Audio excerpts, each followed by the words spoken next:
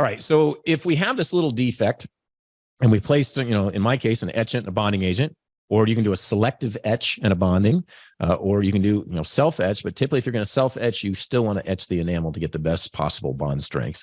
But you go, okay, if I'm taking a compule, good luck getting a compule in that little tiny hole and not having some type of void. And if you're trying to condense into that, you might get a void just from trying to condense. So that becomes challenging. And so as I mentioned, a flowable might be too weak as far as strength under occlusal loading, but it makes the most sense as far as injecting something in there that's running that's going to adapt. Okay. But nowadays, I mentioned there's also injectable composites. So where you have GC's newer genial bulk injectables, I could fill this whole defect with an injectable composite that has the same physical properties as paste systems. So that's a great option nowadays that I'm using quite regularly. So this works extremely well. Now, someone probably goes, hey, well, tell me more about these bulk injectables. Well, the bulk injectables from GC are high-strength nanoparticle composites, the same as like the paste that we all use, but these have really nice handling and viscosity to allow us to place them in these tiny little areas, and they adapt quite well, very much the same as like what you would think of for a flowable composite, but these are not flowables. These have far superior strength properties. Now they have three different viscosity, or I shouldn't say viscosity, three different types. The first one, the Genial Flow X in red, that one's a little runnier and it's only allowed to be filled to about 2 millimeters of thickness. The orange one, which is one of my favorites, that is the universal injectable. That one also is only supposed to be used up to 2 millimeters. It's a little thicker, not as runny as the Flow X. So I like this one, but some people like things runnier. So you have to decide for yourself. Now from there, the one I had pointed out a minute ago was the Genial Bulk Injectable, which you can bulk fill up to 4 millimeters. Okay. So if you want to have something that's 4 to 6 millimeters deep, you can obviously pair these together and use the Genial Sculpt first for the 2 millimeters and the bulk on top for additional 4. So you can get all the way up to 6 millimeters basically with these.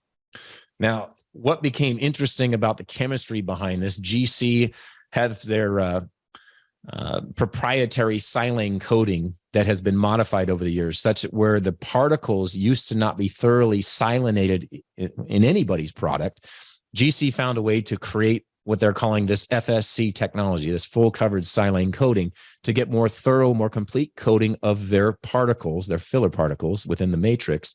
And by doing so, they get better coupling and adaptation between particles, which derives better strength, as well as better characteristics as far as wear and strength and polishability. So if you're familiar with their SaraSmart, like indirect blocks for machining, they've taken that same technology and put it into these filler particles along with this FSC coating that allows them to create this really unique small particle, great strength material. And so when you compare this to other materials, the Genial Bulk Injectable, that blue syringe I had shown you, you can see here has flexural strengths that exceed many of the products that we've all used, right? So phenomenal material in an injectable. That's why they're calling it injectable instead of a flowable. Now, from there, you look at wear rates. Again, many of these materials that we've all used at one point or maybe still use, you look at the wear value on this compared to some of these other systems out there, and it's extremely low. If you think back of like heliomolar back in the day, small particle size gave us the least amount of wear. Hence, heliomolar was and still is a fabulous material. And so if you have the ability to have small particles, you have less plucking. But in addition to have less plucking, you've got to have good adhesion and adaptation between particles. And so they've achieved that with that FSC technology. Now, granted, with time, I'm sure other companies will follow suit and come out with something similar. But just like any technology, your iPhone or whatever comes out with the latest and greatest, camera and amount of memory and whatnot, like everything just continues to evolve. And so this is the latest evolution in, kind of runnier composite, so to speak, which in this case is an injectable composite.